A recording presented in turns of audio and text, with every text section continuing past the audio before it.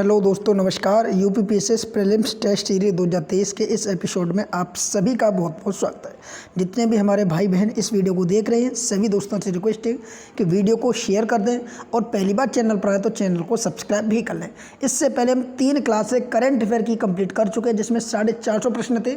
आप प्लेलिस्ट बनी हुई यूपीपीएससी मॉक टेस्ट 2023 के नाम से, डिस्क्रिप्शन में उसका लिंक है, आप जाकर उन तीनों करंट की वीडियो को देख सकते हैं। साथ ही साथ उन तीनों वीडियो का PDF आप हमारे टेलीग्राम ग्रुप से डाउनलोड कर सकते हैं, जिसका लिंक हमने इस वीडियो के डिस्क्रिप्शन में ऐड कर दिया है, तो आप वहां जाकर इनका PDF भी ले सकते हैं।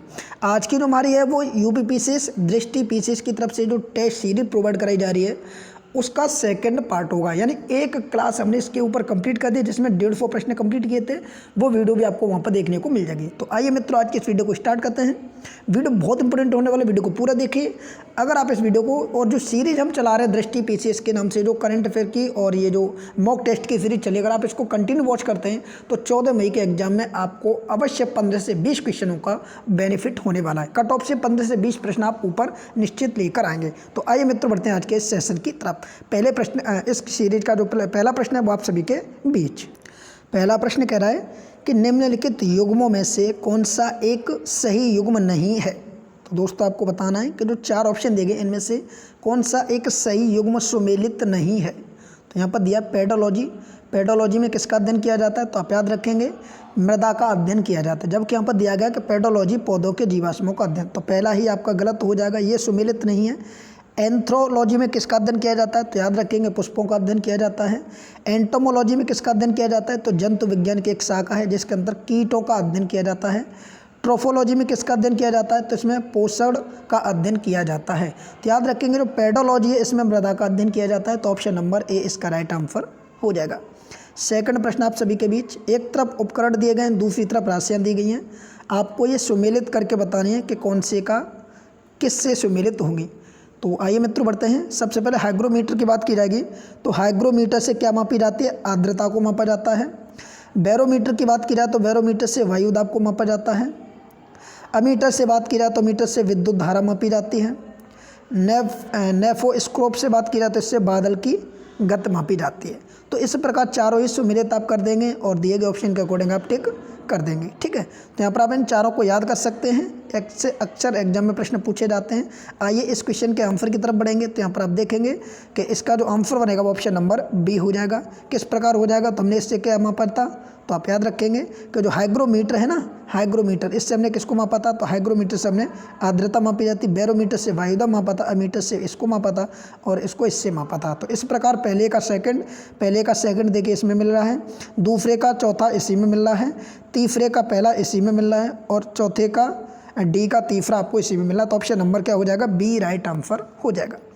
आइए सभी भाई बहन अगले प्रश्न की तरफ बढ़ेंगे। अगला प्रश्न है कि गैल्वेनोमीटर शब्द संबंधित है, बताएंगे या किसको संदर्भित करता है, बताइए सभी साथी। 4 ऑप्शनों को आप पढ़ेंगे, हो सके तो आप वीडियो को रोक के भी इन प्रश्नों को पढ़ सकते हैं। ठीक है, बताइए क्या होगा इसका आंसर। देखिए यहाँ पर 4 ऑप्शन दिए गए हैं। पहला ऑप्शन कह रहा है कि विद्युत धारा की उपस्थिति का पता करने के लिए प्रयुक्त एक उपकरण को, ठीक है, क्या गैल्वेनोमीटर का संबंध है। दूसरा ऑप्शन कह रहा है कि शरीर के अंदर देखने के लिए चिकित्सा में प्रयुक्त एक उपकरण को। तीसरा ऑप्शन है जल के नीचे की ध्वनि तरंगों को शून्य या गणना करने के लिए इस्तेमाल किया जाने वाले उपकरण। चौथा ऑप्शन है कि कोणीय वेग मापने के लिए प्रयुक्त होने वाला उपकरण। तो याद रखेंगे दोस्तों, थर्ड क्वेश्चन का ऑप्शन नंबर ए इसका सही आंसर हो जाएगा कि जो गैल्वेनोमीटर है ना वो विद्युत धारा की उपस्थिति का पता लगाने के लिए प्रयुक्त होता है। तो ऑप्शन नंबर ए हो जाएगा। अगला प्रश्न आप सभी के बीच कि गोवा में स्थित राष्ट्रीय सीमा शुल्क और GST संग्रहालय का नाम क्या है। तो मित्रों याद रखेंगे, फोर्थ क्वेश्चन का ऑप्शन नंबर बी हो जाएगा, धरोहर। याद रखेंगे राष्ट्रीय सीमा शुल्क और GST संग्रहालय का नाम क्या रखा गया है, धरोहर रखा गया है।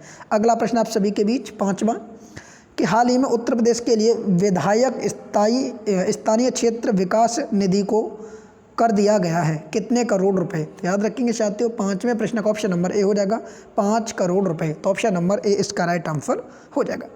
अगला प्रश्न आप सभी के बीच छठा प्रश्न है, देखिए यहाँ दिया गया है कि नीचे 2 कथन दिए गए हैं, एक को कथन और दूसरे को कारक मान के आपको उत्तर देना है। कथन कह रहा है कि विभिन्न तारे विभिन्न तरंग दैर्घ्य का उत्सर्जन करते हैं तथा इस प्रकार विभिन्न रंगों में दिखाई देते हैं। कारक तारों के रंगों में भिन्नता मुख्यतः इनकी विभिन्न संरचना और प्रभावी तापमान के फलस्वरूप होती है। नीचे दिए गए कूट से सही उत्तर का चयन कीजिए। यहाँ पर आपने कथन और कारक दोनों को पढ़ा। अब यहाँ पर आपके सामने ऑप्शन दिए गए हैं। यहाँ पर मित्र याद रखेंगे इसका जो राइट आंसर हो जाएगा वो ऑप्शन नंबर ए हो जाएगा। कथन और कारक दोनों सही हैं और कारक कथन का सही व्याख्या भी करता है, तो ऑप्शन नंबर ए इसका सही आंसर होगा। चलिए सभी भाई बहन अगले प्रश्न की तरफ बढ़ेंगे। अगला प्रश्न है कि यदि द्रव में कोई घुलनशील अशुद्धि मिलाते हैं तो द्रव के क्वथनांक पर क्या प्रभाव पड़ता है। तो साथियों याद रखेंगे क्वथनांक क्या होता है, बढ़ जाता है, तो ऑप्शन नंबर ए हो जाएगा। अगला प्रश्न है जल में हवा का बुलबुला व्यवहार करता है एक किसकी तरह। तो याद रखेंगे ये उत्तल लेंस की तरह, यहाँ पर इसको आप याद रखेंगे कि जब जल में हवा का बुलबुला व्यवहार करता है किसकी तरह करता है, तो एक तो अपसारी लेंस की तरह करता है और अवतल लेंस की तरह करता है, तो ऑप्शन नंबर क्या हो जाएगा, डी इसका राइट आंसर हो जाएगा। आइए साथियों अगले प्रश्न की तरफ बढ़ेंगे। वर्ष 2030 तक 100 मीट्रिक टन कोयला गैसीकरण प्राप्त करने के लिए भारत सरकार द्वारा कितना निवेश करने का निर्णय लिया गया है। तो सभी मित्रगण याद रखेंगे ऑप्शन नंबर बी इसका राइट आंसर हो जाएगा। 4 लाख करोड़ रुपए का यहाँ पर निर्णय लिया गया है।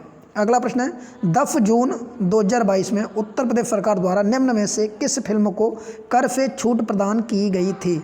तो सभी मित्रगणों को याद होगा, अगर आपने इस करंट से रूबरू होंगे तो सम्राट पृथ्वीराज नाम से जो मूवी थी उसको टैक्स फ्री कर दिया गया था, तो ऑप्शन नंबर बी इसका राइट आंसर हो जाएगा। इसी क्रम में अगला प्रश्न आप सभी के बीच सूची 1 को सूची 2 से मिलाना है। एक तरफ शब्दावली, दूसरी तरफ विवरण दिया गया है।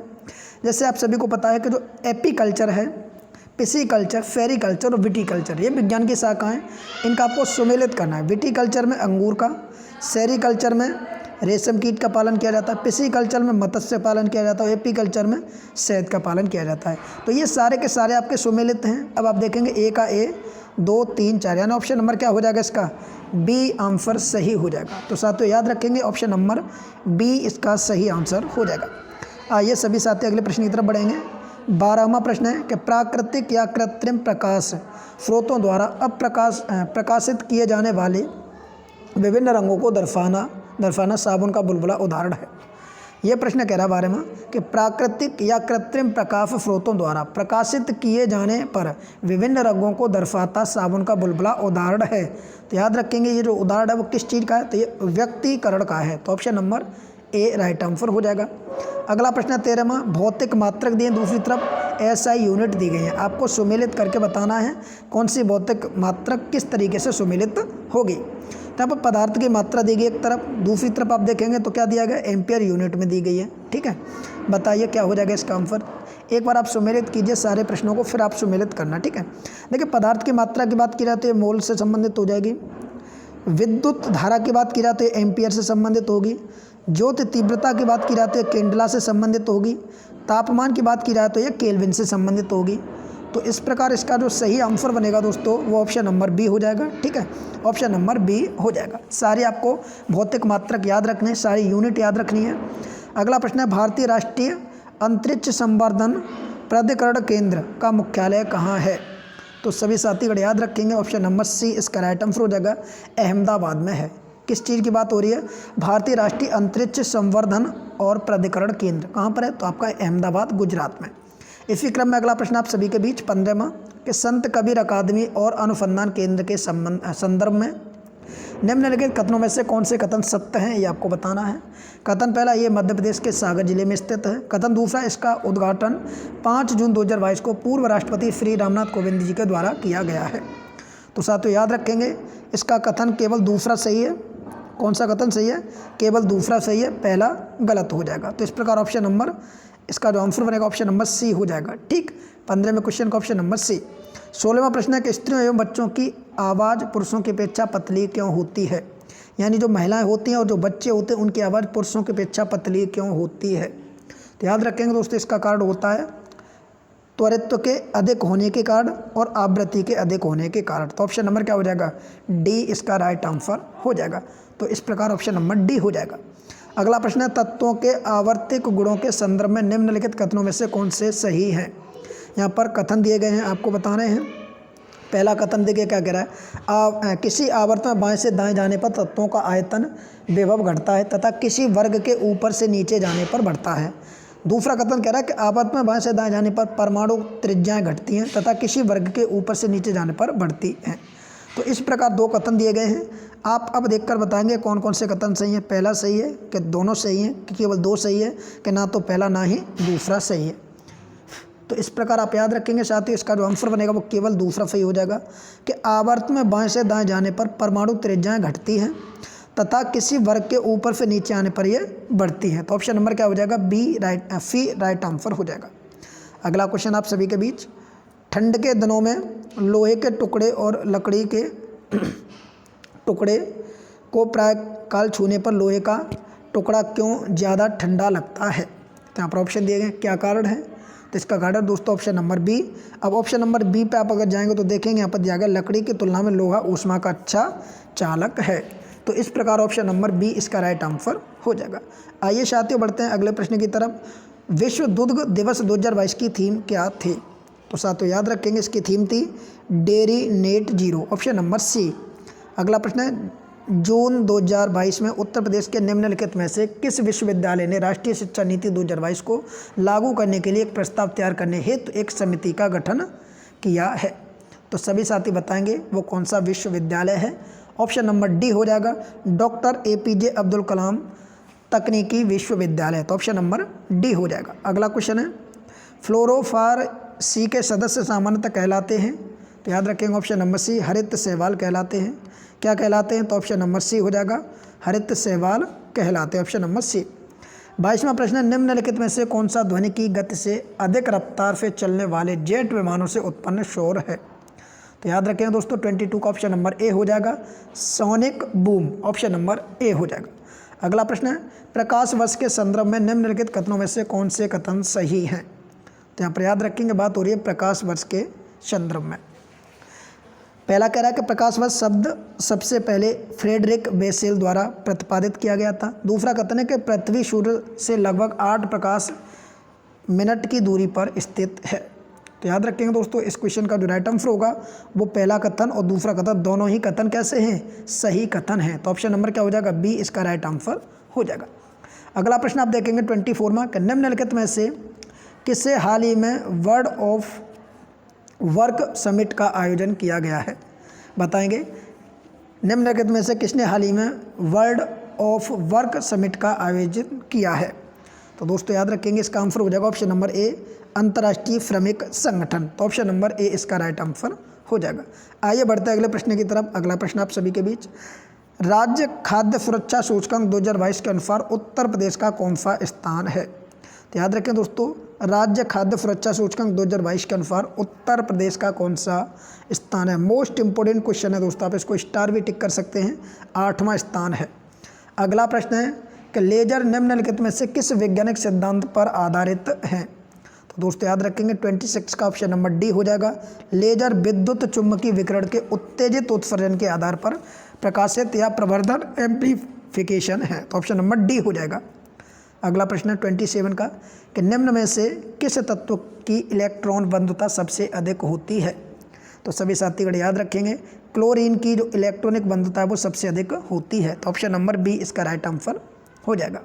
अगला प्रश्न है वाहनों में पृष्ठ दृष्टि दर्पण के रूप में निम्नलिखित में से किस दर्पण को प्रयोग किया जाता है। तो याद रखेंगे जो वाहन होते हैं उसको पृष्ठ दृष्टि यानी पीछे की वस्तु को देखने के लिए किस दर्पण का प्रयोग किया जाता है। जैसे आपकी कोई भी 4 व्हीलर गाड़ी हुई या 2 व्हीलर गाड़ी हुई या कोई भी गाड़ी हुई जिसमें पीछे की वस्तु को देखने के लिए जिस शीशे का प्रयोग किया जाता है वो शीशा कौन सा होता है। तो दोस्तों याद रखेंगे पीछे की वस्तु को देखने के लिए उत्तल दर्पण का प्रयोग किया जाता है। ऑप्शन नंबर बी इसका राइट आंसर हो जाएगा। अगला प्रश्न है हाल ही में किस राज्य को विश्व तंबाकू निषेध दिवस पुरस्कार 2022 से सम्मानित किया गया है। तो ऑप्शन नंबर डी इसका राइट आंसर हो जाएगा झारखंड राज्य को। अगला प्रश्न आप सभी के बीच, उत्तर प्रदेश का पहला कार्बन मुक्त क्षेत्र कौन सा है।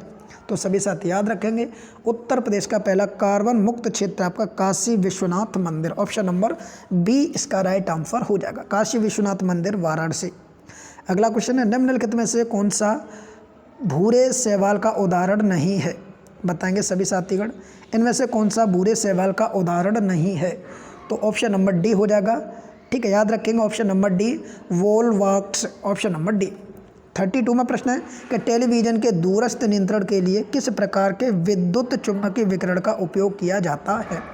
तो याद रखेंगे सभी साथीगण ऑप्शन नंबर ए इसका राइट आंसर हो जाएगा। अवरक्त विकिरण का प्रयोग किया जाता है।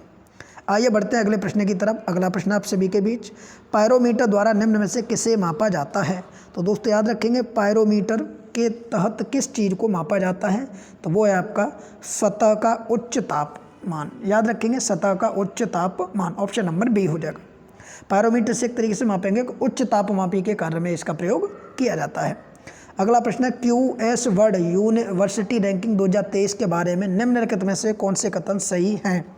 तो याद रखेंगे दोस्तों ये करंट का प्रश्न है। ठीक है, इसके बारे में कौन कौन से कथन सही हैं वो आपको टिक करके बताने हैं।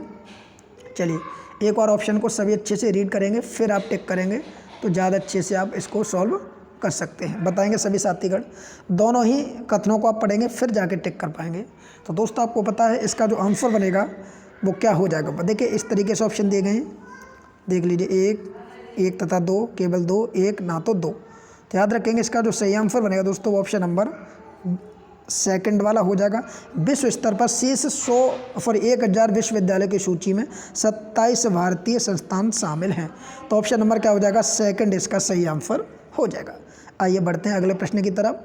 35वां प्रश्न है कि हाल ही में उत्तर प्रदेश सरकार द्वारा शुरू किया गया स्पेरो यूपी पोर्टल किससे संबंधित है। तो ये जो पोर्टल बनाया गया है स्पेरो यूपी पोर्टल, इसका संबंध किस चीज़ से है। तो याद रखेंगे ऑप्शन नंबर बी हो जाएगा, PCS अधिकारियों की संपत्ति का विवरण उपलब्ध कराने से। जी हाँ दोस्तों, जिस चीज़ की आप तैयारी कर रहे हैं उन अधिकारियों की संपत्ति का विवरण उपलब्ध कराने के लिए स्पेरो यूपी पोर्टल लॉन्च किया गया है। अगला प्रश्न आप सभी के बीच 36 में, निम्नलिखित युग्मों में से कौन सा एक सही सुमेलित है। एक तरफ अब परमाणु कर दिए, दूसरी तरफ आविष्कारक दिए। जिस प्रकार से 36 क्वेश्चन दिया गया आप टिक करके बताएंगे क्या हो जाएगा। एक कौन सा सुमेलित है वो आपको बताना है।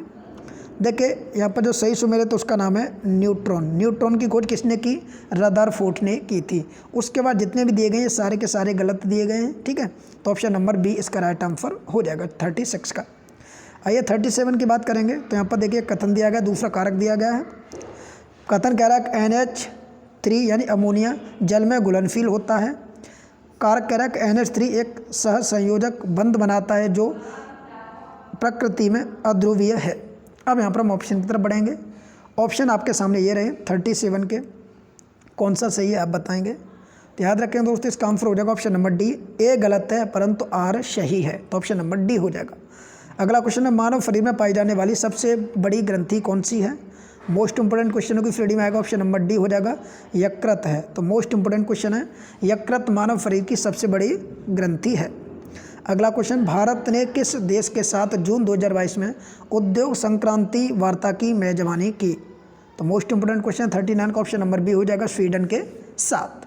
अगला प्रश्न है, उत्तर प्रदेश के निम्नलिखित में से किस रेलवे स्टेशन को हाल ही में इंडियन ग्रीन बिल्डिंग काउंसिल द्वारा ग्रीन रेटिंग दी गई है। ऑप्शन नंबर सी हो जाएगा, आगरा कैंट को। अगला प्रश्न है, निम्नलिखित में से कौन सी एक उड़ने वाली मछली है। ऑप्शन नंबर हो जाएगा डी, गोल्ड फिश, ये उड़ने वाली मछली है। अगला प्रश्न है, ड्यूरोलुमिन के निर्माण में कौन सी धातु शामिल नहीं है। यहाँ पर देखिए स्पष्ट थोड़ा ब्लैंक करके दिया गया है, शामिल नहीं है। याद रखेंगे ऑप्शन नंबर डी हो जाएगा, जिंक। अगला क्वेश्चन है, न्यूटन के गति के नियमों के संदर्भ में निम्नलिखित कथनों पर कौन से सही हैं, ये आपको टिक करके बताना है।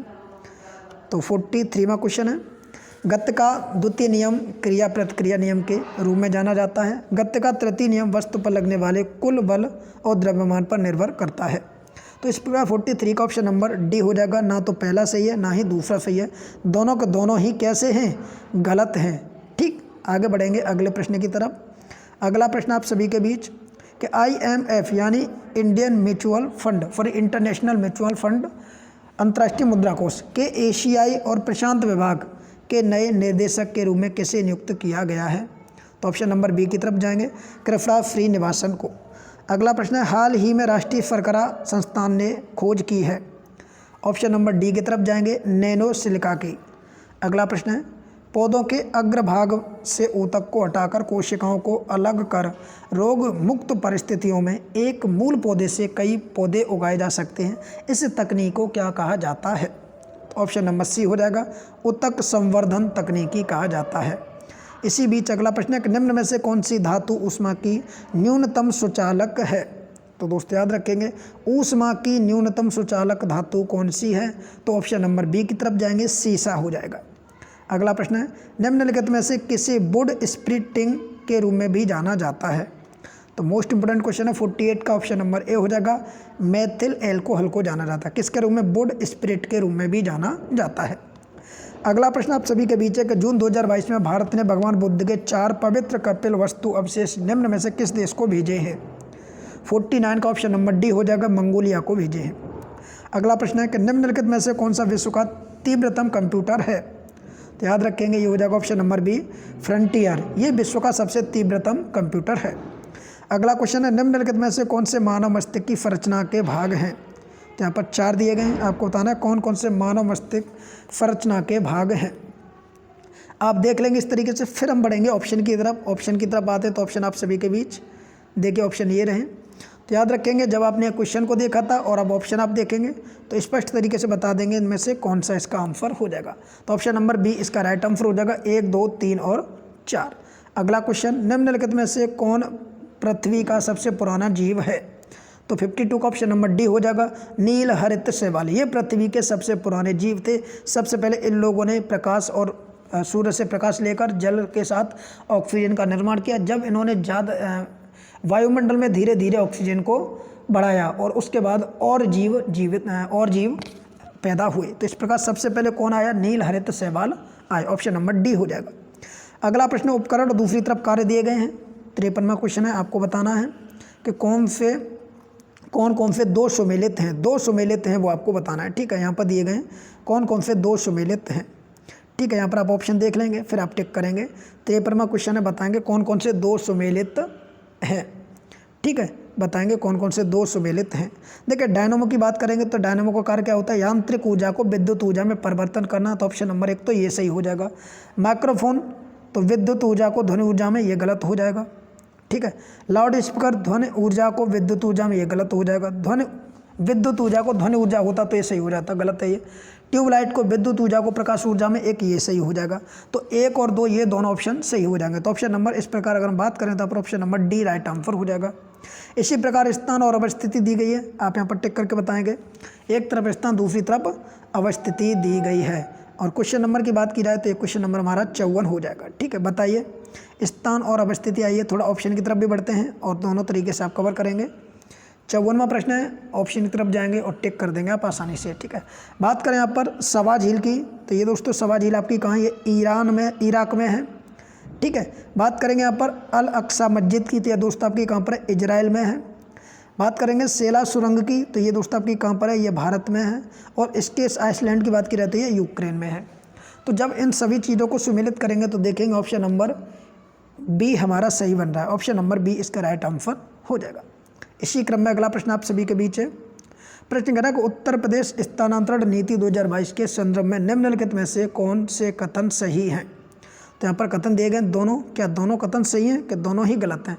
उत्तर प्रदेश सरकार ने जिले में 5 वर्ष पूर्ण होने पर समूह ए एवं बी अधिकारियों के स्थानांतरण हेतु स्थानांतरण नीति 2022 का अनुमोदन किया। ऑप्शन सेकंड कह रहा है कि समूह ए और बी के स्थानांतरण सवर्गवार कार्यरत अधिकारियों व कर्मचारियों की संख्या के सापेक्ष 20% तक किए जा सकते हैं। तो यहाँ पर अब दिए गए कूट के अकॉर्डिंग आपको बताना है। इस प्रकार से कूट दिए गए। ठीक है, कौन सा कूट आपका सही हो जाएगा ये आपको देख के बताना है। तो साथियों याद रखेंगे इस क्वेश्चन का राइट आंसर हो जाएगा केवल ऑप्शन नंबर सेकंड हो जाएगा। ठीक, ऑप्शन नंबर सी इसका राइट आंसर हो जाएगा। ठीक है, इसी श्रृंखला का अगला प्रश्न आप सभी के बीच अम्लराज कहलाता है। जी हाँ दोस्तों, अम्लराज है वो कौन है या क्या कहलाता है? तो दोस्तों याद रखेंगे नाइट्रिक अम्ल और हाइड्रोक्लोरिक अम्ल का मिश्रण ही अम्लराज कहलाता है, H2SO4। ठीक है, option number D right answer हो जाएगा। सूची को सूची 2 से सुमेलित करेंगे, फिर आप ऑप्शन के अकॉर्डिंग आंसर बताएंगे। अभिक्रिया दूसरी तरफ यौगिक दिया गया है, बताएंगे। एक तरफ अभिक्रिया दूसरी तरफ यौगिक दिया गया है, बताएंगे क्या हो जाएगा इसका आंसर। 57वां प्रश्न आप सभी के बीच दिया गया है 57। बताएंगे। देखिए बात करेंगे सबसे पहले संयोजन अभिक्रिया की, तो इसका जो आंसर होगा वो आपका C+O2। आगे हम बात करेंगे विस्थापन अभिक्रिया की, तो ये हो जाएगा C2H5Cl + KOH। इसी क्रम में आगे हम बात करेंगे सॉरी यहाँ पर जो V दिया था उसका सेकंड हो जाएगा, ठीक है, B दिया था उसका सेकंड हो जाएगा, तो इस प्रकार ये हो जाएगा, इसका आपका ये हो जाएगा और इसका आपका ये हो जाएगा। तो इस प्रकार option number B right answer हो जाएगा 57 का। ठीक लोग, आप लोग ऑप्शन नंबर ए इसका राइट आंसर हो जाएगा। ठीक है, सॉरी यहाँ पर मिस्टेक होगी, ऑप्शन नंबर ए होगा, ऑप्शन नंबर ए होगा। किस प्रकार होगा, तो पहले का तीसरा हो जाएगा, बी का चौथा हो जाएगा, सी का पहला हो जाएगा, ठीक है, और डी का बचा कुचा हो जाएगा। तो इस प्रकार ऑप्शन नंबर ए हो जाएगा। कोई भी अगर मिस्टेक होती है दोस्तों तो कमेंट आप अवश्य करेंगे। ठीक है, अगला प्रश्न आप सभी के बीच दिया गया है कि निम्नलिखित में से कौन सा माता पिता से संतानों में वंशानुगत लक्षणों के हस्ताक्षर को नियंत्रित करता है। तो 58 का ऑप्शन नंबर सी हो जाएगा, जीन। ठीक है दोस्तों, जीन होते हैं जो माता पिता के संतानों में जाते हैं। अगला क्वेश्चन आप सभी के बीच कि अल्ट्रा थिक, ऑप्शन नंबर आप बताएंगे इसका 59 का कि अल्ट्रा थिन हेटेरोप्रोटीन फिल्म में निम्नलिखित में से किस प्रोटीन का उपयोग किया जाता है या किया गया था।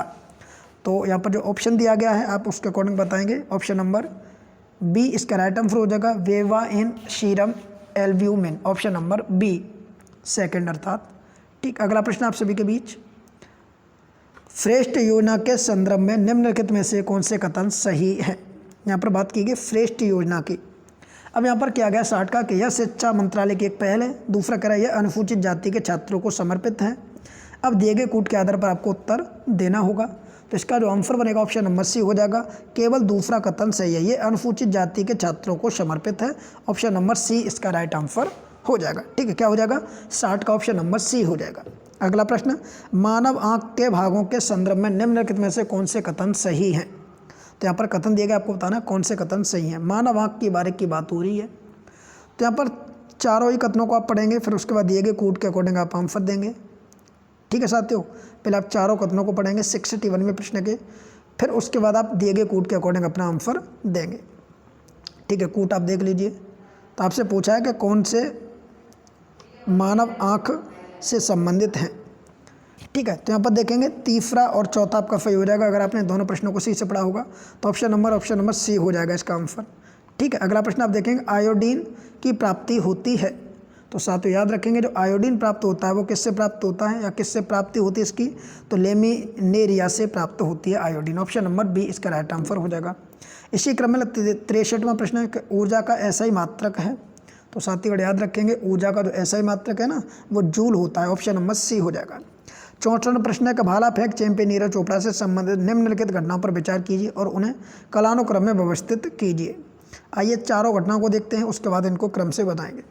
उन्होंने नया रिकॉर्ड बनाते हुए पावो नूरमी गेम्स में 89.30 मीटर थ्रो किया। सेकंड है उन्होंने ओलंपिक में गोल्ड मेडल जीता था। थर्ड है उन्होंने फिनलैंड में आयोजित कोओर्टेन गेम्स में स्वर्ण पदक जीता। फोर्थ है कि वह विश्व चैंपियनशिप में पदक जीतने वाले पहले पुरुष ट्रैक और फील्ड एथलीट और केवल दूसरे भारतीय बने।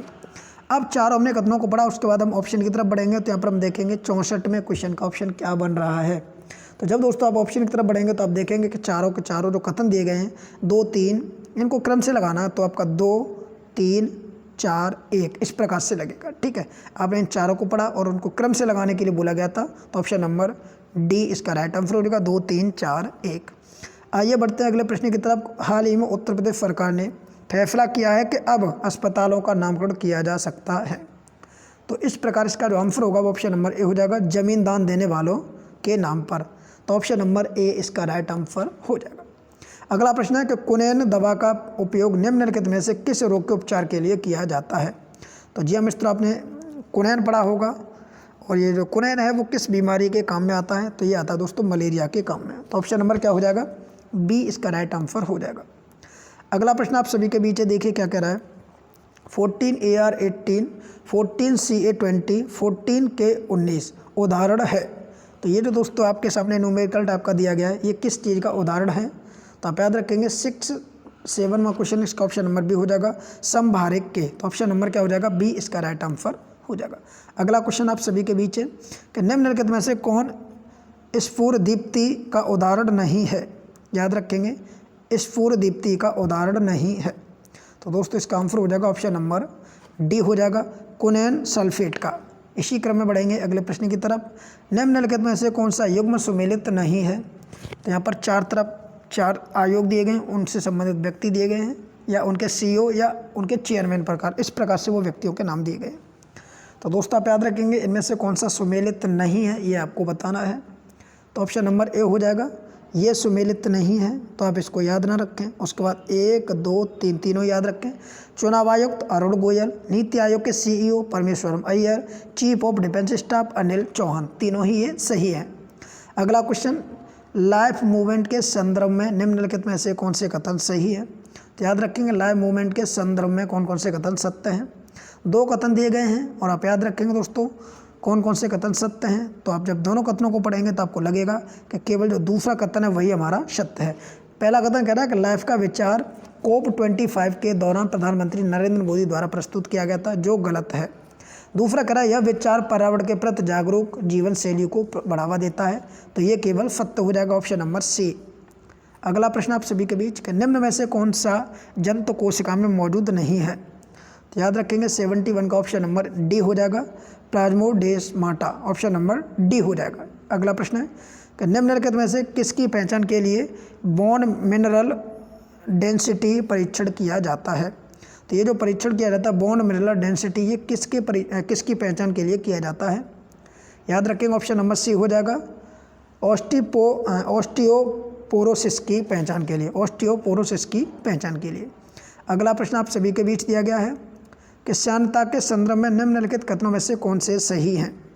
यहाँ पर 4 कथन दिए गए, उसके बाद ऑप्शन दिए गए हैं।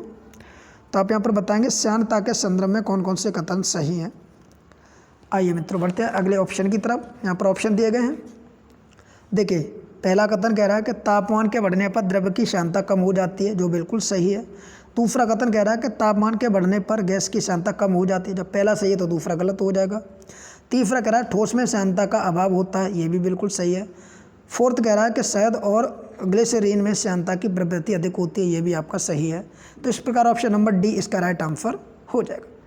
आगे बढ़ेंगे अगले प्रश्न की तरफ। सूची 1 को सूची 2 से सुमेलित करना है। दिए गए कूट से सूचियों के उत्तर देने हैं। तो एक तरफ दिवस दिए गए, दूसरी तरफ विषय दिया गया है। यहाँ पर एक एक करके आपको टिक करना है। एक तरफ दिवस दिए गए, दूसरी तरफ विषय दिया गया है और आपको बताना है किसका संबंध किससे है। आइए बढ़ते हैं अगले प्रश्न की तरफ। 74वां प्रश्न है। देखिए 12 जनवरी की अगर बात की जाएगी तो 12 जनवरी को मनाते हैं राष्ट्रीय युवा दिवस। 19 जून की बात की जाएगी तो 19 जून को मनाते हैं दोस्तों राष्ट्रीय पठन दिवस। 1 जुलाई की अगर बात की जाएगी तो 1 जुलाई को मनाते हैं साथियों आपका चिकित्सा दिवस, राष्ट्रीय चिकित्सा दिवस। और 14 सितंबर को मनाते हैं राष्ट्रीय हिंदी दिवस।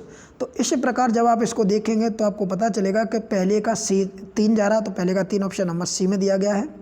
ऑप्शन नंबर 3 इसका राइट आंसर हो जाएगा, ऑप्शन नंबर सी। अगला प्रश्न आप सभी के बीच कि हाल ही में खाद्य सुरक्षा एवं औषधि प्रशासन ने ईट राइट कार्यक्रम के तहत निम्न में से किस मंदिर को भोग प्रमाण पत्र प्रदान किया है? तो ऑप्शन नंबर ए इसका राइट आंसर हो जाएगा, इस्कॉन मंदिर मथुरा। ठीक है, इसको कौन सा प्रमाण पत्र दिया? तो भोग प्रमाण पत्र प्रदान किया है, ऑप्शन नंबर ए हो जाएगा। अगला प्रश्न है, प्रश्न कह रहा है 76 का कि साइक्लोनाइट क्या है? तो साथियों याद रखेंगे ये विस्फोटक पदार्थ होता है साइक्लोनाइट, ऑप्शन नंबर डी हो जाएगा। अगला क्वेश्चन 77 में कि निम्नलिखित में से कौन सा एक युग्म सही सुमेलित नहीं है? तो बताएंगे यहाँ पर पढ़ के कि इनमें से कौन सा युग्म सही सुमेलित नहीं है। चलिए ऑप्शन पढ़ेंगे तो इसको समझेंगे और जानेंगे कि इसका जो आंसर है वो ऑप्शन नंबर बी हो जाएगा। एनोड किरण प्रयोग में इलेक्ट्रॉन प्राप्त किया जाता है, तो ये आपका बिल्कुल गलत है। बाकी तीनों ही कथन आपके क्या हैं? सही हो जाएंगे। तो पहला, तीसरा और चौथा तीनों ही कथन आप एक बार पुनः पढ़ेंगे रोककर। देखिए पहला कह रहा है कि किसी तत्व के परमाणु में प्रोटॉन और न्यूट्रॉन के योग को द्रव्यमान संख्या कहते हैं, तो ये क्या है? बिल्कुल सत्य बात है। तीसरा कह रहा है कि समस्थानिक उन तत्वों के परमाणु होते हैं जिनकी परमाणु संख्या समान लेकिन द्रव्यमान संख्या भिन्न होती है, तो ये भी आपका क्या है? सत्य है। फोर्थ कह रहा है कि हाइड्रोजन का परमाणु सबसे छोटा और सबसे हल्का होता है, तो ये भी बात कैसी है? बिल्कुल सत्य है। अगला प्रश्न है कि हीमोग्लोबिन के संदर्भ में निम्नलिखित कथनों में से विचार करके इसके आंसर दीजिए। इसमें लौह होता है। दूसरा कह रहा है यह रक्त में ऑक्सीजन का वाहक है। तीसरा, यह रक्त को लाल रंग प्रदान करता है। फोर्थ है, ये रोगों के प्रति प्रतिरक्षा प्रदान करता है। तो 78 का ऑप्शन नंबर क्या हो जाएगा? तो याद रखेंगे, पहला ये लो होता है, ये रक्त में ऑक्सीजन का वहन करता है। फोर्थ आप याद रखें, ये रक्त को लाल देता है। ये रोगों के प्रति रक्षा प्रदान करता है, ये गलत हो जाएगा। वो कार्य किसका होता है? RBC का। अगला प्रश्न आप देखेंगे, निम्नलिखित में से कौन सा देश फीफा 2026 की मेजबानी करेगा? तो साथ याद रखेंगे, वो देश है आपका संयुक्त राज्य अमेरिका, मैक्सिको और कनाडा, यानी उत्तरी अमेरिका के तीनों बड़ी कंट्री आपकी फीफा 2026 की मेजबानी करेंगी। अगला क्वेश्चन है कि निम्नलिखित में से किस देश ने जानवरों के लिए एनोकोवैक्स नामक एक कोविड-19 वैक्सीन विकसित की है? तो वो कौन सा देश है? तो वो दोस्तों आपका भारत, जिसने जानवरों के लिए भी वैक्सीन बना दी। Option number D. अगला क्वेश्चन है, वेरी वेरी रोग के संदर्भ में निम्नलिखित कथनों में से सही कूट के माध्यम से उत्तर दीजिए। तो पहला कह रहा है कि वेट वेरी वेरी नामक हृदय पर संचरण तंत्र को प्रभावित करता है। दूसरा कह रहा है कि ड्राई वेरी वेरी नसों को नुकसान पहुंचाती है और मांसपेशियों की शक्ति में कमी आ सकती है। तो इस प्रकार 81 के क्वेश्चन की अगर हम आंसर की बात करें तो ये दोनों ही कथन कैसे हैं? ये दोनों ही कथन सही हैं। तो इस प्रकार ऑप्शन नंबर बी इसका राइट आंसर हो जाएगा। अगला क्वेश्चन है 82 का कि सूची 1 को सूची 2 से सुमेलित करके आपको आंसर देना है। एक तरफ धातु, दूसरी तरफ संबंधित रोग दिए गए हैं। तो यहाँ पर हम बात करेंगे 82 में क्वेश्चन की। तो यहाँ पर देखिए, अगर पहले की बात की जाए कि आर्सेनिया, तो इसका जो संबंध है वो किससे है? फेफड़ों के कैंसर से है। कैडमियम की अगर बात की जाएगी तो कैडमियम का संबंध किससे है? हड्डियों में कमजोरियों से है। बेरियम की बात की जाएगी तो बेरियम का संबंध किससे है? मस्तिष्क सूजन से है।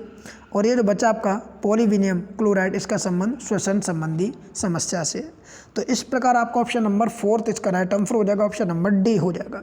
1 3 2 4 2। अगला क्वेश्चन 83 में कि निम्न में से कौन सा कोशिकत्व का उदाहरण नहीं है?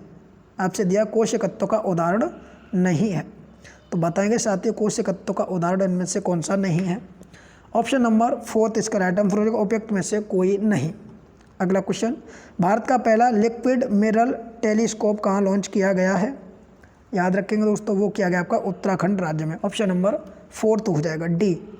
अगला प्रश्न है कि हाल ही में उत्तर प्रदेश सरकार ने कहा कि छात्रवृत्ति उपलब्ध होगी? हाल ही में उत्तर प्रदेश सरकार ने कहा कि छात्रवृत्ति उपलब्ध होगी, तो याद रखेंगे ये हो जाएगा ऑप्शन नंबर बी, ₹E से। Option number B. अगला क्वेश्चन है, निम्न में से कौन से विटामिन जल में घुलनशील होते हैं? तो दोस्तों विटामिन 2 प्रकार के होते हैं, एक वसा में घुलनशील, दूसरे जल में घुलनशील। तो यहाँ पर आपसे पूछा है कि इनमें से कौन से विटामिन जल में घुलनशील हैं? तो विटामिन बी और सी जल में घुलनशील होते हैं। बचे हुए जो विटामिन होते हैं 4 वो आपके वसा में घुलनशील होते हैं। तो ऑप्शन नंबर बी इसका राइट आंसर हो जाएगा 86 का। 87 नीचे 2 कथन दिए गए हैं, कथन के आधार पर आपको टिक करना है कि कौन कौन से आंसर होंगे। कथन कह रहा है कि तापमान में वृद्धि के साथ लिथियम कार्बोनेट की घुलनशीलता कम हो जाती है। कारक लिथियम कार्बोनेट के विघटन की प्रक्रिया प्रकृति में एडोथर्मिक है। अब हम इनके ऑप्शन की तरफ बढ़ेंगे तो 87 के ऑप्शन आप सभी के बीच दिए गए हैं। यहाँ पर दिए गए कूट के माध्यम से आप जवाब देंगे, तो याद रखेंगे इसका आंसर का ऑप्शन नंबर बी हो जाएगा। ए सही है परंतु आर गलत हो जाएगा। अगला क्वेश्चन है, मानव रक्त का पीएच मान क्या होता है? तो मोस्ट इंपोर्टेंट क्वेश्चन है, काफ़ी सिंपल प्रश्न है। 88 का ऑप्शन नंबर सी हो जाएगा 7.4। ठीक है, ये मानव रक्त का पीएच मान होता है। अगला प्रश्न है, हाल ही में खोजे गए पोसिडोनिया ऑस्ट्रेलियन के संदर्भ में निम्नलिखित में से कौन से कथन सही हैं? तो यहाँ पर बताएंगे 89 में क्वेश्चन का आंसर क्या बनेगा। 2 कथन जब आप पढ़ेंगे तो समझेंगे कि यहाँ पर जो आंसर बनेगा वो इन दोनों को ही कथन को क्या मानता है? गलत मानता है। तो ऑप्शन नंबर डी हो जाएगा। अगला क्वेश्चन आप सभी के बीच कि हाल ही में केंद्रीय शैक्षिक प्रौद्योगिकी संस्थान को यूनेस्को द्वारा प्रतिष्ठित पुरस्कार से सम्मानित किया गया है। इस पुरस्कार का नाम क्या है? तो पहले तो आप याद रखेंगे कि केंद्रीय शैक्षिक प्रौद्योगिकी संस्थान को यूनेस्को के द्वारा एक पुरस्कार दिया गया है और उस पुरस्कार का नाम आपसे पूछा है, तो उस पुरस्कार का नाम है किंग हमद बिन ईसा अल खलीफा पुरस्कार। ऑप्शन नंबर सी हो जाएगा। ठीक है, किंग हमद बिन ईसा अल खलीफा पुरस्कार, ऑप्शन नंबर सी हो जाएगा। अगला क्वेश्चन है, गंभीर रूप से कुपोषण कारण बनाता है? तो 91 का ऑप्शन नंबर ए हो जाएगा, मेरास्मस। Option number A. अगला प्रश्न है कि कौन सा हार्मोन लड़ो या उड़ो, ठीक है, लड़ो या उड़ो हार्मोन कहलाता है? तो 92 का ऑप्शन नंबर बी हो जाएगा एड्रीनेलिन। ऑप्शन नंबर क्या हो जाएगा? बी इसका राइट आंसर हो जाएगा। अगला क्वेश्चन आप सभी के बीच देखिए, प्रश्न क्या कह रहा है। प्रश्न को अच्छे से पढ़ेंगे। प्रश्न कह रहा है कि निम्नलिखित में से किस रंग की तरंग दैर्घ्य सबसे कम होती है? तो दोस्तों याद रखेंगे ऑप्शन नंबर ए हो जाएगा, नीले रंग की सबसे कम तरंग दैर्घ्य होती है। अगला प्रश्न है कि फिशिंग कैट के संदर्भ में निम्नलिखित में से कौन से कथन सही हैं, ये आपको बताना है। आइए समझते हैं फिशिंग कैट के बारे में क्या क्या प्रश्न बन सकते हैं। कि चिल्का झील से संरक्षित क्षेत्र नेटवर्क के बाहर फिशिंग कैट की दुनिया की पहली आबादी का अनुमान लगाया गया है। दूसरा कह रहा है कि इसकी IUCN रेड लिस्ट में सुवेद से लुप्त प्राय में उन्नत किया गया है। तीसरा कि वे निशाचर हैं और वर्ष भर प्रजनन करते हैं। फोर्थ तक उन्हें भारतीय वन्यजीव संरक्षण अधिनियम 1972 की अनुसूची सेकंड के तहत रखा गया है। तो इस प्रकार आपसे प्रश्न पूछा है कि फिशिंग कैट के संदर्भ में निम्नलिखित कथनों पर विचार कीजिए। ऑप्शन कह रहा है कि दिए गए कोड की सहायता से सही का चयन कीजिए। तो जब आपने चारों ही ऑप्शनों को पढ़ा उसके बाद जब आप इसको टिक करेंगे तो समझेंगे कि केवल 1 और 3 दो ही कथन आपके सही हैं।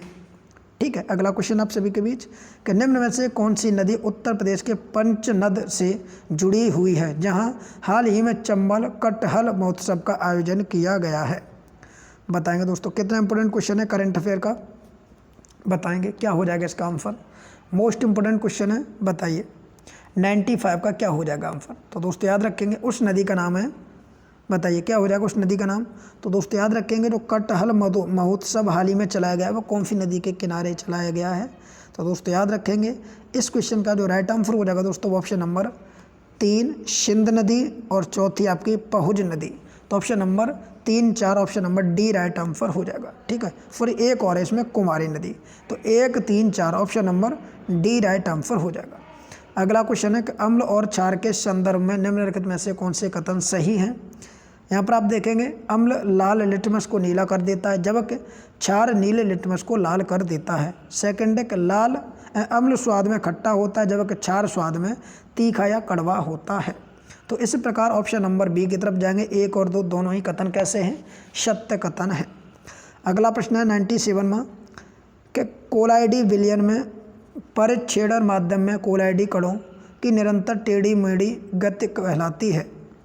ऑप्शन नंबर सी हो जाएगा, क्या कहलाती है? ब्राउनी गति कहलाती है। अगला क्वेश्चन है डेंगू बुखार में मानव शरीर में निम्न में से किसकी कमी हो जाती है? तो दोस्तों आप याद रखेंगे प्लेटलेट्स की कमी हो जाती है। अगला प्रश्न है कि महत्वपूर्ण सूचना अवसंरचना के संदर्भ में निम्नलिखित में से कौन से कथन सही हैं? यहाँ पर 2 कथन दिए गए हैं, याद रखेंगे केवल पहला कथन सही है कि IT अधिनियम 2000 के तहत सरकार किसी भी डेटा को महत्वपूर्ण सूचना अवसंरचना के रूप में घोषित करने की शक्ति रखती है। तो ऑप्शन नंबर ए इसका राइट आंसर हो जाएगा।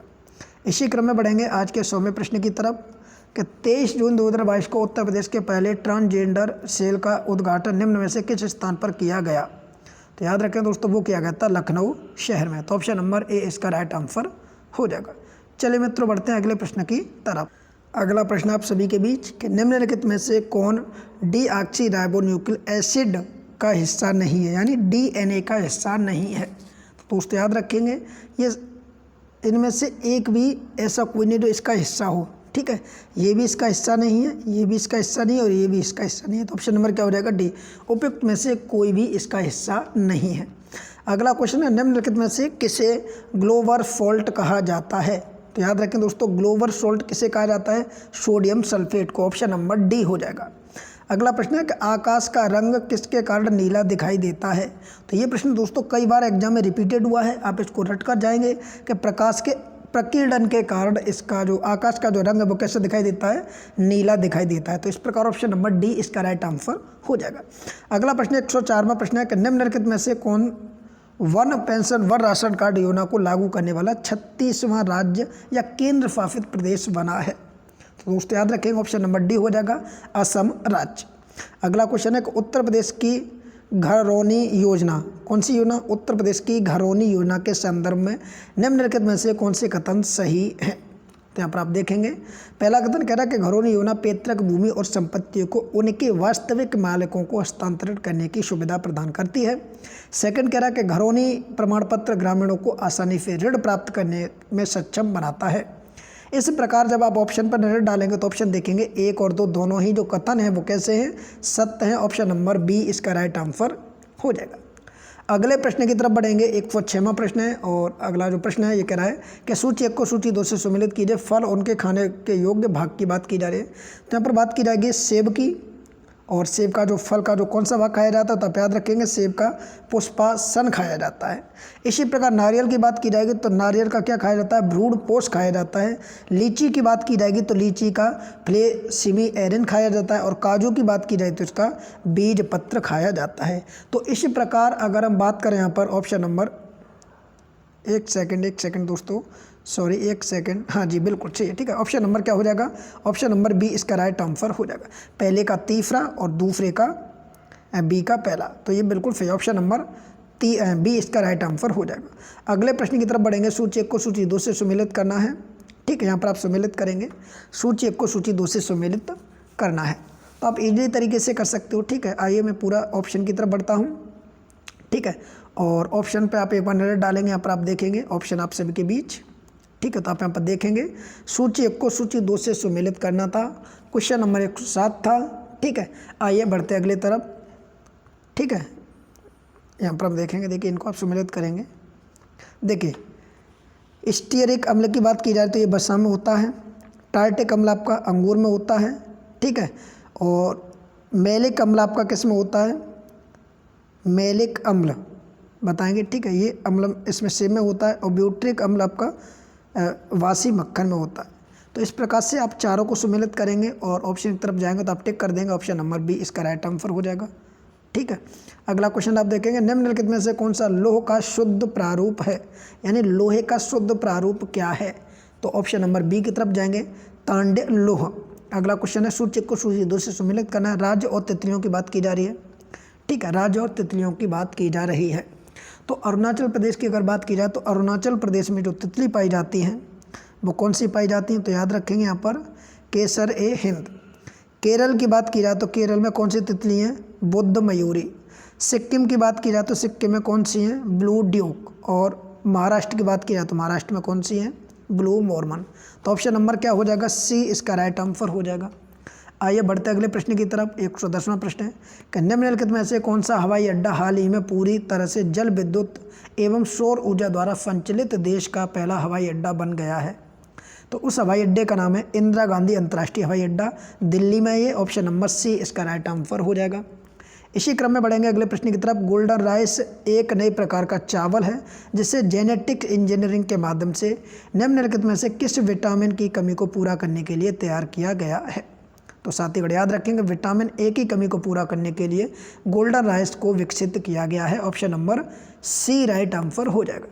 अगला प्रश्न आप देखेंगे, निम्नलिखित औषधियों में कौन एंटीबायोटिक नहीं है, यानी एंटीबायोटिक नहीं है, क्वेश्चन का राइट आंसर होगा ऑप्शन नंबर बी एस्पिरिन, ठीक है। बाकी ये भी पेनिसिलिन एंटीबायोटिक है, स्टेप्टोमाइसिन ये भी आपकी कौन सी है, एंटीबायोटिक है, और जेटामाइसिन ये भी आपकी एंटीबायोटिक है। तो याद रखेंगे कौन सी, ऑप्शन नंबर बी एस्पिरिन ये आपकी एंटीबायोटिक नहीं है। अगला क्वेश्चन है कि ऊर्ध्वपातन के संदर्भ में निम्नलिखित में से कौन से कथन सही हैं। पहला है कि ऊर्ध्वपातन के कारण गीले कपड़े सूख जाते हैं। सेकंड है कि ऊर्ध्वपातन से तालाब का पानी सूख जाता है। 113वां क्वेश्चन ऑप्शन नंबर डी हो जाएगा, ना तो पहला सही ना तो दूसरा, फिर दोनों ही कथन क्या हैं, दोनों कथन गलत हैं। अगला क्वेश्चन, खुब्सगुल लेक नेशनल पार्क जिसे हाल ही में UNESCO world network of biosphere reserve में शामिल किया गया है, निम्न में से कौन से देश में स्थित है, तो ये दोस्तों पर मंगोलिया में है, याद रखेंगे खुब्सगुल नेशनल पार्क, ठीक। अगला क्वेश्चन है, 27 जून 2022 को उत्तर प्रदेश सतत और समान विकास की ओर विषय पर एक सम्मेलन का आयोजन किया गया था, उस सम्मेलन का नाम क्या था, तो याद रखें दोस्तों वो सम्मेलन था आपका विश्व बैंक द्वारा, ऑप्शन नंबर बी सी के द्वारा किया गया था।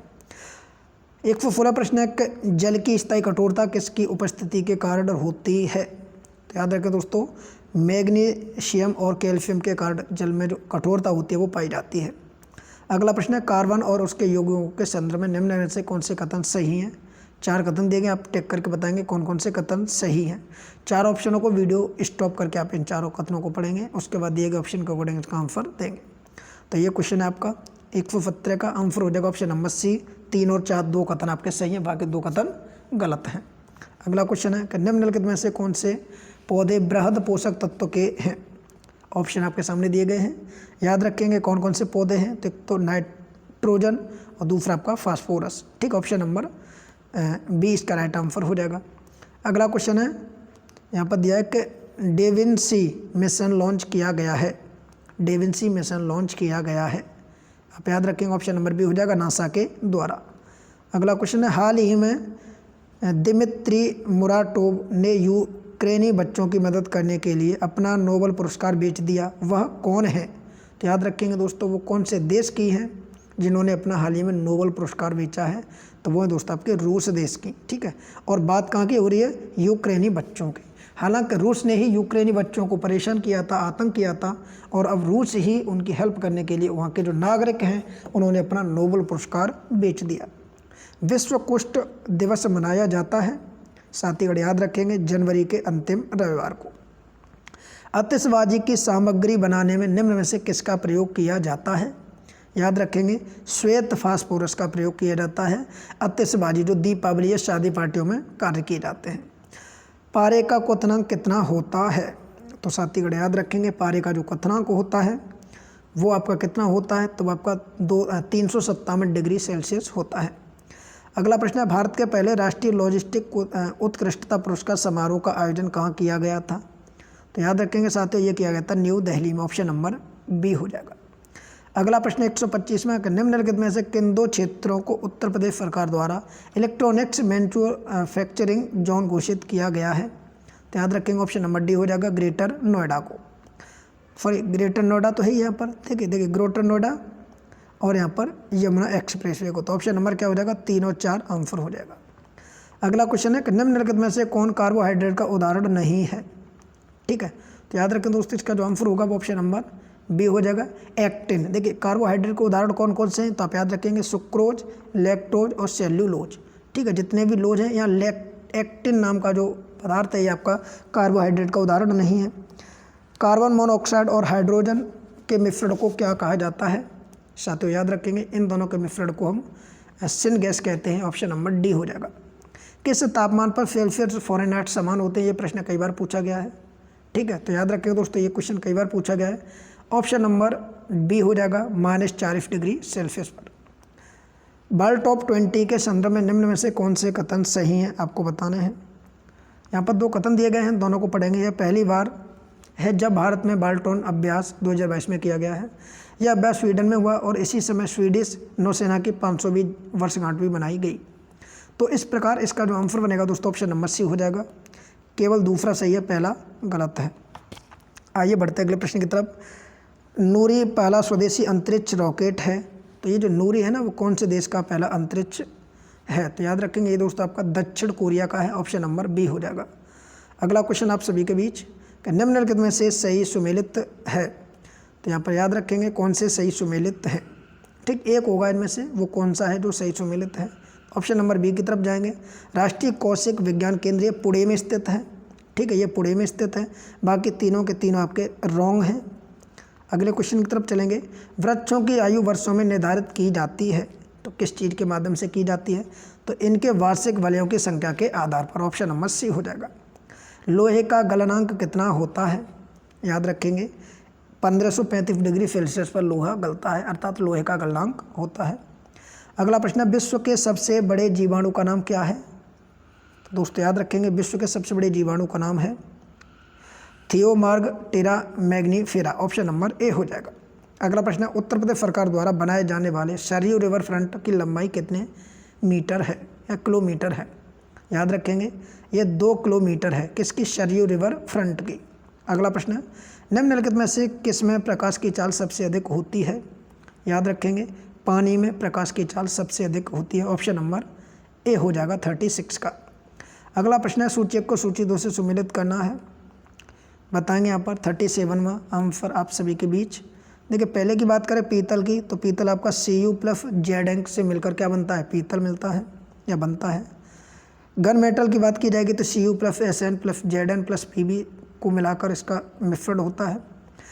रॉड गोल्ड की बात की जाएगी तो ये किस किस का मिश्रण होता है, तो ये दोस्तों आपका Cu+Al का मिश्रण होता है। और सोल्डर की बात की जाएगी तो ये Pb और Sn का मिश्रण होता है। तो यहाँ से प्रश्न पूछा जाता है कि पीतल में किस किस का मिश्रण है, तो Cu+Zn का मिश्रण होता है।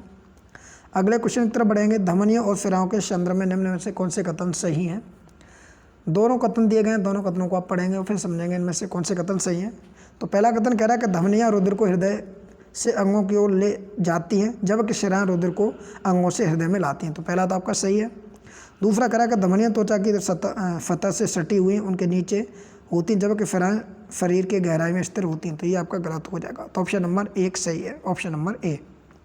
अगला क्वेश्चन है कि निम्नलिखित में से कौन यूनाइटेड नेशन ग्लोबल कम्पैक्ट द्वारा ग्लोबल SDG पायनियर्स नामित करने वाला पहला भारतीय बना है। आंसर अच्छा होना चाहिए, option number C Ramakrishna Mukkavilli, option number सी।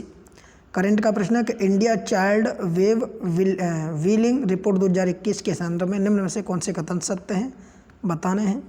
2 कथन दिए गए दोस्तों, दोनों कथनों को पढ़ेंगे और इसका जो आंसर होगा वो आप यहाँ पर देख के बताएंगे कि कौन से कथन सही हैं। तो ऑप्शन नंबर 1 और 2 दोनों ही कथन आपके सही थे। अगला क्वेश्चन, निम्न में से कौन सा हार्मोन पौधों में वृद्धि अवरोधक है। तो दोस्तों जो पौधों में वृद्धि अवरोधक है ना, वो कौन सा हार्मोन है। तो याद रखें दोस्तों, इसका जो राइट आंसर बनेगा वो हो जाएगा आपका option number C abscisic acid, option number C. अगला प्रश्न है कि किसकी उपस्थिति के परिणाम स्वरूप गाय के दूध का रंग हल्का पीला दिखाई देता है। तो ये दोस्तों आपका याद रखेंगे बीटा कैरोटीन की उपस्थिति के कारण। अगला क्वेश्चन है सूची 1 को सूची 2 से सम्मिलित करेंगे। ठीक है, एक तरफ क्रेड दिए गए, दूसरी तरफ खोजकर्ता दिए गए हैं और यहाँ पर आपको बताना है कि इसका जो आंसर होगा वो क्या हो जाएगा। ठीक है, क्रेड की बात की जाएगी तो यहाँ पर आपको सम्मिलित करके बताना है इनका आंसर क्या बनेगा। चलिए, ऑप्शन आप सभी के बीच हैं, देख लेंगे ऑप्शन, फिर आप टिक करेंगे। तो दोस्तों यहाँ पर जब सम्मिलित करेंगे तो आप देखेंगे पहला जो क्रेड है एक्स क्रेड, तो इसकी जो खोज की थी वो किसने की थी, रोंटजने ने की थी। तो विल्हेम रोंटजने ने इसकी खोज की थी। उसके बाद हम बात करेंगे गामा किरणों की। तो गामा किरणों की खोज किसने की थी, हेनरी बेकुरम ने की थी। ठीक है, उसके आगे हम बात करेंगे अवरक्त किरणों की। तो अवरक्त किरणों की विलियम हर्वेल ने की थी, हर्शल ने। और रेडियो तरंगों की खोज किसने की, तो याद रखेंगे हेनरिक हर्टर ने की थी। तो इस प्रकार ऑप्शन नंबर सी इसका राइट आंसर हो जाएगा। ठीक, ऑप्शन नंबर सी इसका राइट आंसर हो जाएगा। अगला प्रश्न है कि निम्नलिखित में से किस देश ने ठोस ईंधन वाले रॉकेट जुलजान का प्रक्षेपण किया है। तो ऑप्शन नंबर डी हो जाएगा, ईरान ने किया है। अगला क्वेश्चन है उत्तर प्रदेश के निम्नलिखित में से किस क्षेत्र को यूपी रक्षा प्रौद्योगिकी गलियारा के रूप में विकसित करने की योजना बनाई गई है। तो वो क्षेत्र कौन कौन सा है साथियों, याद रखेंगे लखनऊ, झांसी, चित्रकूट और अलीगढ़। इन चारों ही क्षेत्रों को इसमें चयनित किया गया। तो ऑप्शन नंबर बी इसका राइट आंसर हो जाएगा। अगला क्वेश्चन आप सभी के बीच दिया गया कि निम्नलिखित में से कौन जियोलाइट का एक उदाहरण है। याद रखेंगे जियोलाइट का एक उदाहरण है। तो ऑप्शन नंबर डी हो जाएगा, hydrate sodium aluminium silicate, option number D इसका राइट आंसर हो जाएगा। अगला क्वेश्चन है धातुओं के संदर्भ में निम्न में से कौन से कथन सही हैं। तो यहाँ पर दोस्तों याद रखेंगे कौन से कथन सही हैं, दोनों कथनों को पढ़ेंगे फिर उसके बाद आप आंसर देंगे। तो देखेंगे कि ऑप्शन नंबर सेकंड केवल आंसर सही आ रहा है, ऑप्शन नंबर बी सी इसका राइट आंसर हो जाएगा। अगला क्वेश्चन है कि ध्वनि तरंगों की आवृत्ति परास होती है। याद रखेंगे श्रव्य ध्वनि तरंगों की आवृत्ति परास होती है। तो ये दोस्तों याद रखेंगे 20 से 20 हर्ट्ज के तक होती है। ये कई बार एग्जाम में प्रश्न बना है। India's booming gig and platform economy report के संदर्भ में निम्न में से कौन से कथन सही हैं। दोनों कथनों को पढ़ेंगे, उसके बाद आप टिक करेंगे तो पाएंगे कि इस क्वेश्चन का जो right answer option number C हो जाएगा। केवल दूसरा कथन सही है, पहला कथन गलत है। अगला क्वेश्चन आप सभी के बीच और देखेंगे, बताएंगे इसका आंसर क्या हो जाएगा। ठीक है, चलिए बताइए इस क्वेश्चन का राइट आंसर क्या हो जाएगा। इस क्वेश्चन का राइट आंसर क्या हो जाएगा। चलिए पूरा क्वेश्चन आप सभी के बीच भी आ चुका है और थोड़ा अब देखिए पूरा क्वेश्चन आप सभी के बीच है, बताएंगे। तो याद रखेंगे इस क्वेश्चन का राइट आंसर हो जाएगा ऑप्शन नंबर बी हो जाएगा 3 1 2 4। 3 1 2 4 किसकी बात हो रही है, कालानुक्रम में व्यवस्थित करने की बात हो रही है। तो ये तो थे दोस्तों दृष्टि की तरफ से जो यूपीपीएससी प्रीलिम्स एग्जाम के लिए टेस्ट सीरीज चलाई जा रही है उसके 150 प्रश्न। और ये जो हमारी वीडियो थी ये सेकंड थी। टेलीग्राम ग्रुप अगर आप ज्वाइन करेंगे तो वहाँ पर इसका पीडीएफ आपको उपलब्ध करा दिया जाएगा। ठीक है, वीडियो देखने के लिए आप सभी का बहुत बहुत धन्यवाद। इसी प्रकार की वीडियो देखने के लिए आप चैनल को सब्सक्राइब अवश्य करें। चलिए आज की इस वीडियो को इतना ही रखते हैं। शुभ रात्रि।